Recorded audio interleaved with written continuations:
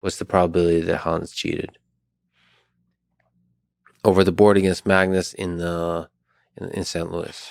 That's a tough one, man. Have you even allowed yourself to put a probability on it?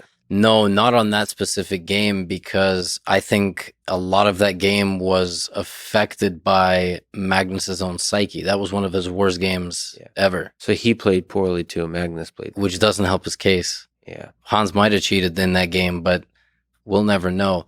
I think day by day, the evidence is slowly starting to show more and more that he's cheated.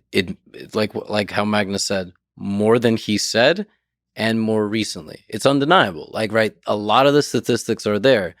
The problem is you can't prove you're not cheating. Yeah. Unless you strip naked, like that site offered him $1 million to. Like, everything about which site offered him $1 million? I saw some headline that said Hans Niemann was offered $1 million. Can't be real.